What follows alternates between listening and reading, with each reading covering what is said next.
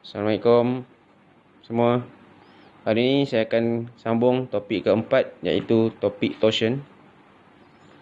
Okay, so at the end of this course, students will be able to discuss effect of applying torsional loading along straight members, determine stress distribution within the member under torsional load, determine angle of twist when material behaves in a linear elastic manner, discuss statistically in determinate analysis of shaft and tubes, discuss stress distribution and residual stress caused by torsion loading.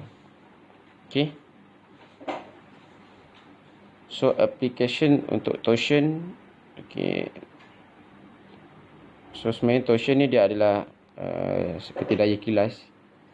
So bila kita bagi satu daya kilas ataupun daya yang berpusing pada satu rod, so rod tu sendiri dia akan mengalami perubahan bentuk. Okay, so contoh application dia adalah pada drive shaft. Okay. Ataupun pada apa-apa yang melibatkan pusingan. So torsion is a moment that twists or deform a member about its longitudinal axis. Okay. So kalau boleh tengok pada perbezaan antara kedua-dua gambar ni. So before deformation A and after deformation B. Okay. So apabila kita twist sahaja satu rod ni, okay, so dia akan mengalami perubahan struktur di dalamnya. So dia akan mengalami stress. So contoh torsional loads on circular shaft. Okay.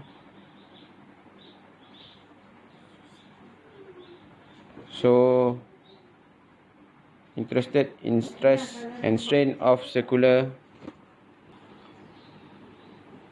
So contohnya pada gambar ini. Okay.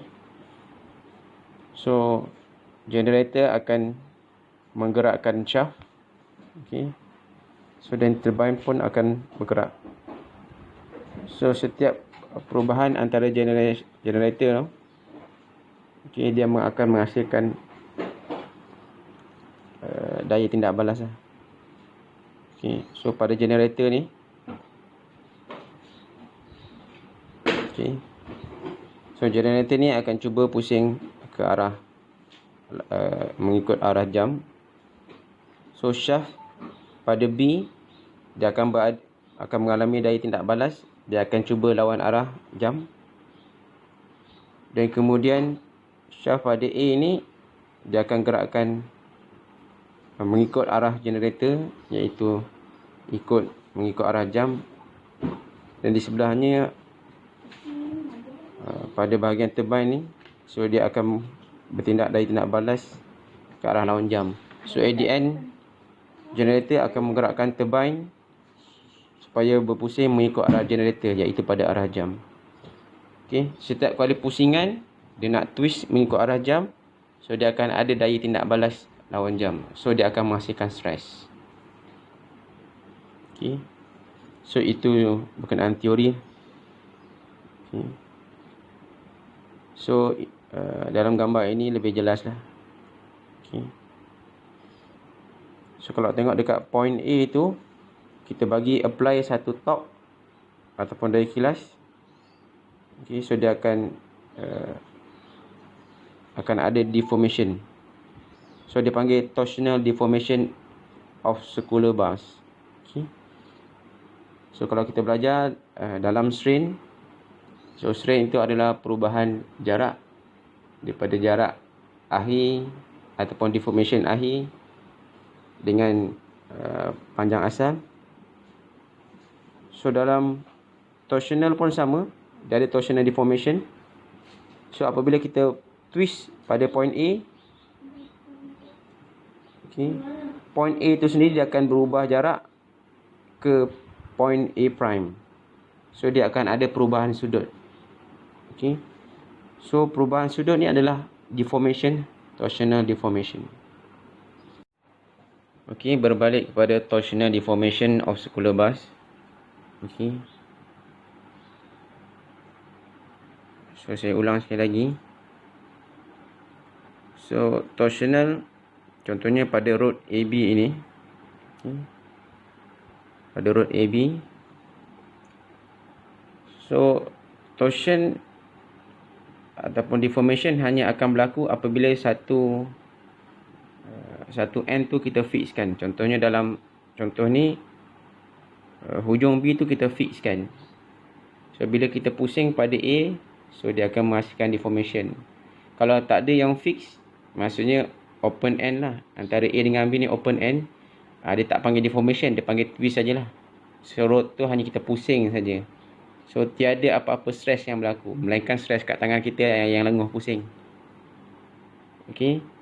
So deformation hanya akan berlaku apabila kita fixkan. So dalam contoh pada road AB ni kita fixkan pada B. So kita akan pusing pada A. Okey, kita bagi daya kilas pada A. So kedudukan A itu sendiri dia akan berubah kepada A prime. So perubahan sudut tu adalah dia punya torsional deformation. Okay. So kita akan create formula berdasarkan parameter yang ada ini. Okay. So L adalah panjang rod, okay, ataupun panjang shaft, dan T adalah daya kilas. Okay, daya kilas ataupun torque. Okay. So kita ada R untuk radius. Okay, dan kita ada perubahan sudut. Okay, daripada B kepada B prime. Okay, dia mengalami perubahan sudut. So kita perlu tahu perubahan sudut. Okay. So dengan parameter yang ada ini, kita akan menghasilkan formula lah. So termasuk gamma. So gamma itu adalah dia punya perubahan angle pada twist. Okay. Dia bukan angle twist.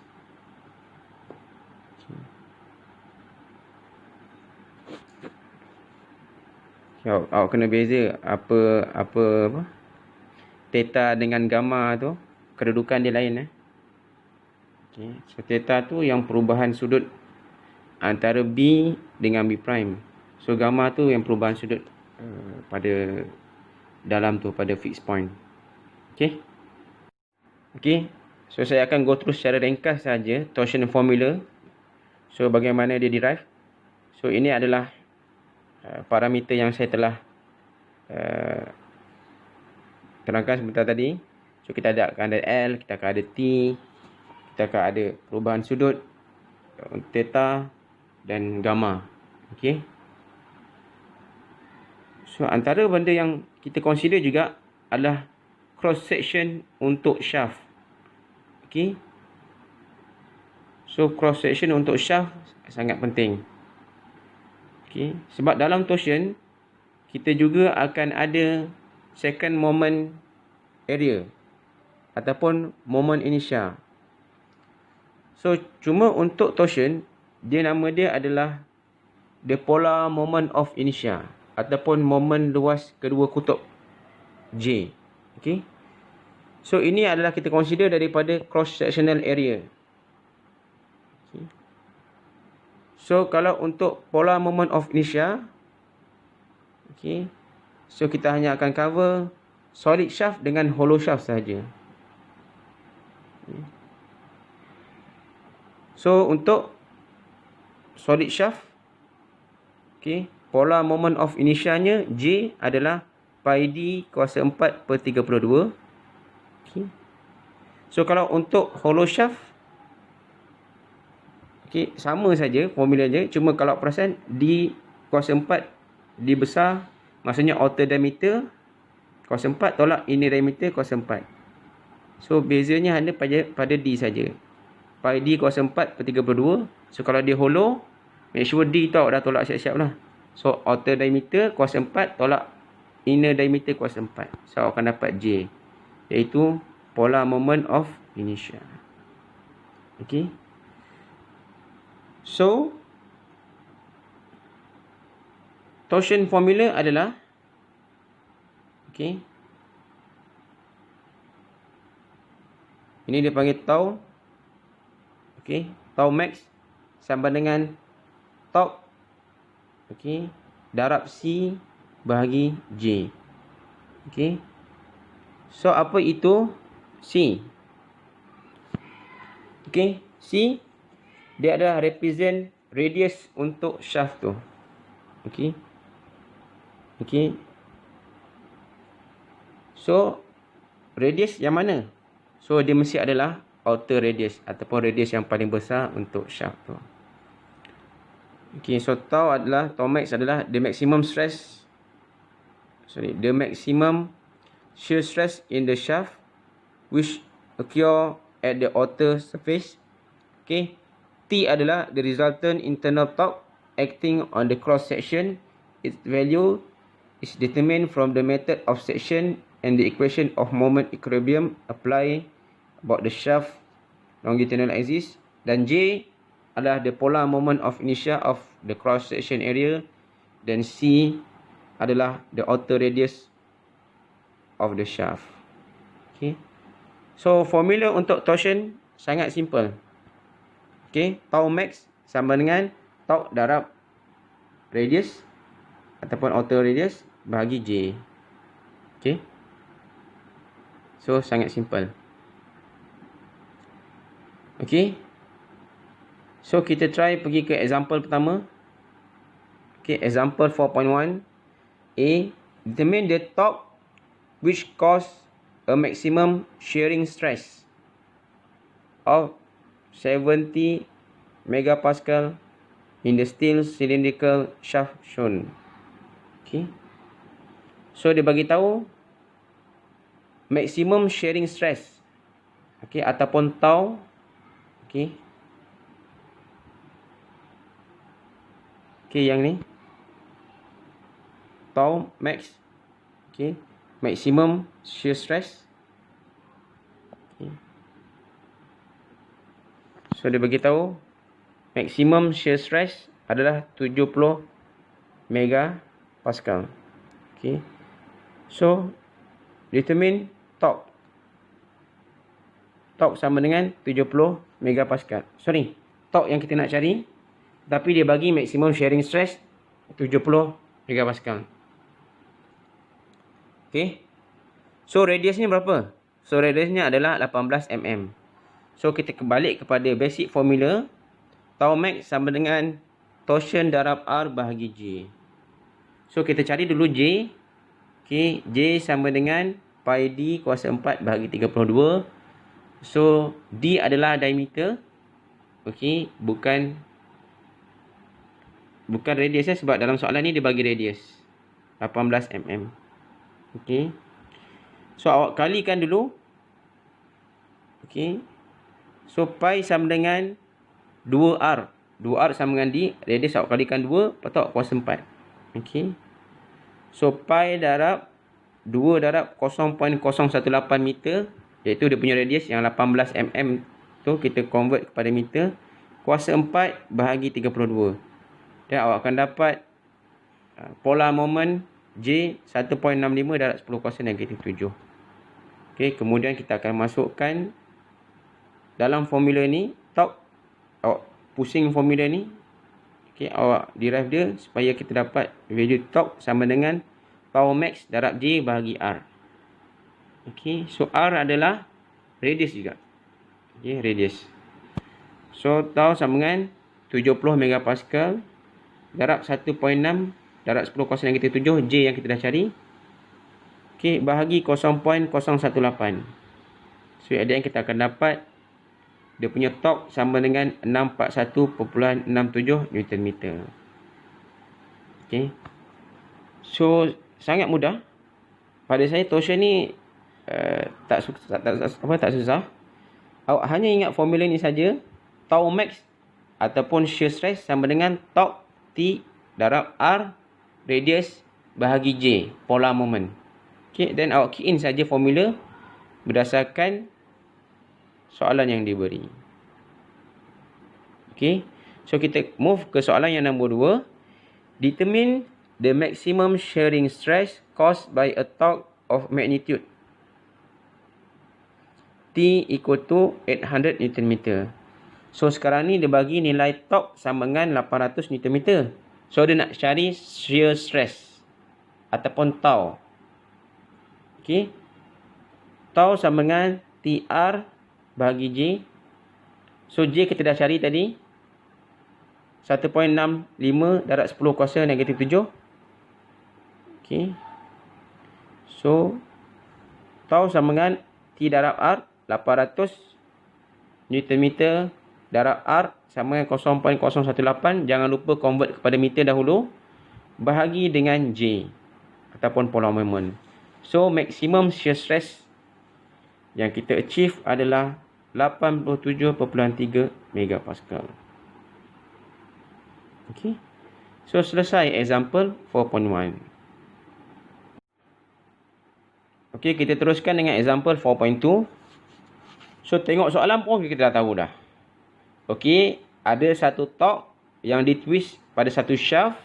Dan shaft tu cross section dia adalah hollow shaft. Okay, hollow shaft. So back to basic.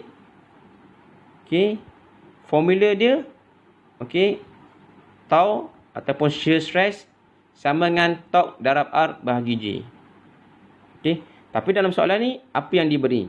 Okay, so knowing that the internal diameter of the hollow shaft shown is D sama dengan 23 mm. So internal diameter dia 23 mm.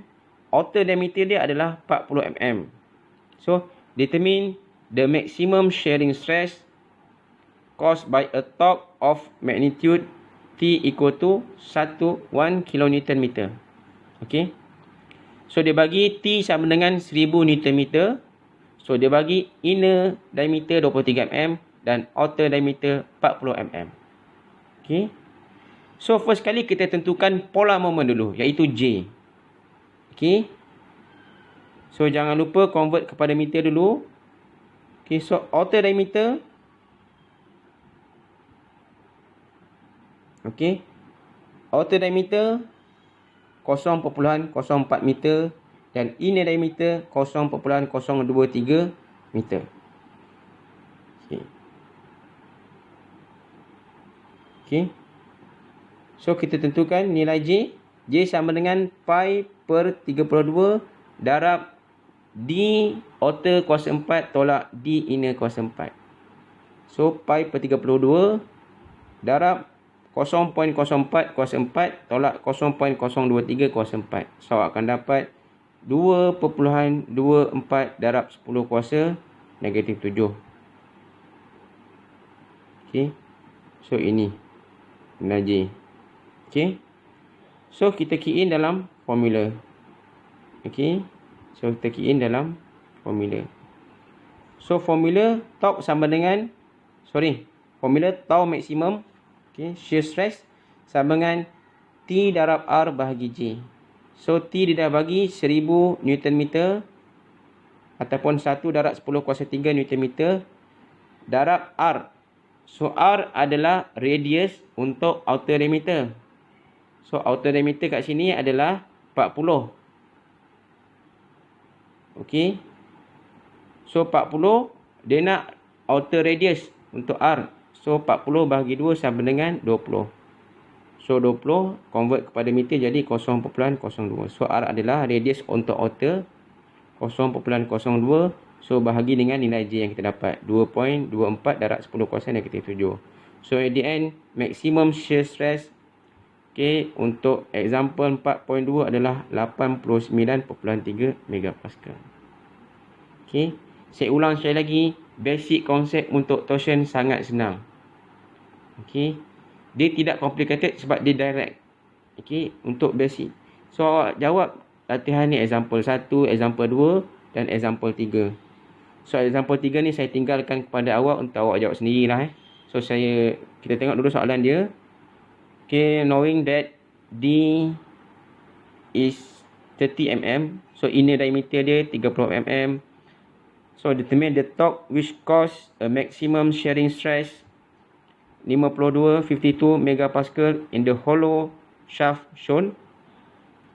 Okay, so dia nak tahu nilai torque jika maksimum shearing stress dia adalah 52 megapascal. So awak calculate lah dan dapatkan nilai torque seperti solution ni. Okay, so itu saja untuk basic konsep untuk torsion. Kita akan sambung untuk next video ini. So ini dia agak complicated sedikit, tetapi selagi mana awak faham example 1, okay, example 2 dan example 3, so dia mudah untuk awak faham. So saya ulang sekali lagi, yang topik torsion basic konsepnya sangat mudah. Kita masukkan formula, okay, shear stress sama dengan torque darab R bahagi J, okay, dan J ni adalah polar moment, di mana dia hanya ada dua saja, sama ada dia solid shaft ataupun dia hollow shaft. Itu sahaja beza dia. Okey. So sekian saja dulu. Kita sambung untuk next video untuk latihan seterusnya example 4.4. Terima kasih.